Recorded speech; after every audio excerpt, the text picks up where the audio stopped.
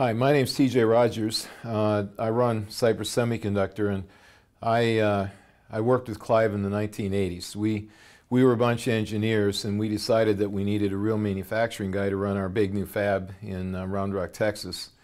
And Clive was clearly the guy to work with. But when I think back to those times, I think less about his contributions, which were great. I mean, he made a good fab for us. He took it from building on to completion. But more about having worked with him, what he was like, and what I learned from him. I remember very clearly that we were debating at the time, how were we going to keep track of all those wafers in the fab? We didn't have sophisticated tracking equipment, and we were talking about computers. Later, we bought multi-million-dollar packages of software to track it. We hired a professor from Berkeley who actually made a living by studying movements in factories and doing math.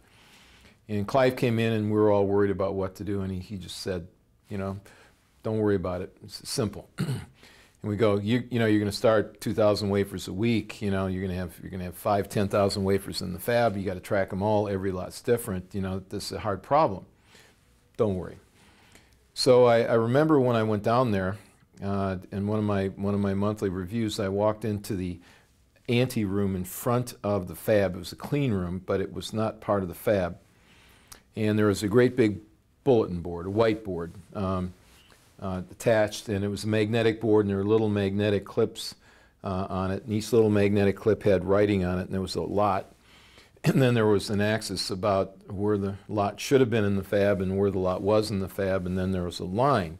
And it basically said what day, and then it said where it should have been, and there was a line. So if you're on the line, you were good. And then the runs were all put on the day, how many days they'd been in the fab, and then what position they were at.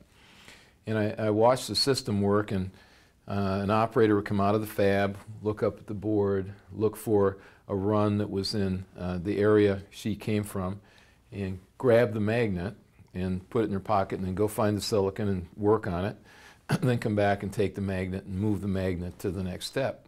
And that said we had moved the wafer. And it was incredibly simple. Everybody understand exactly what it was, and you could walk into a room and look at the board and understand it perfectly. And the cost was, you know, maybe $300. And that's one of the things I remember about him, where he was able to think about things, really understand them, and then teach a lot of people, including me, how to work.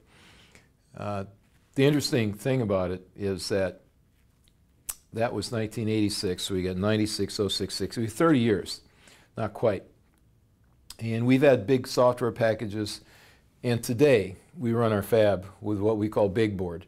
It's no longer a board, but we took the concept and we put it into the computer. And today, our manufacturing guys would rebel if somebody took away their Big Board software, which is what Clive invented. There are a bunch of stories like that, but what I remember best about him was his knowledge, his ability to teach, and his ability to get people to go along and do better than they would have. And that included me as well. So I would like to just say that it's been an honor and a privilege to know him, and I want to add my condolences and celebrate what he did bring to everybody. Thank you.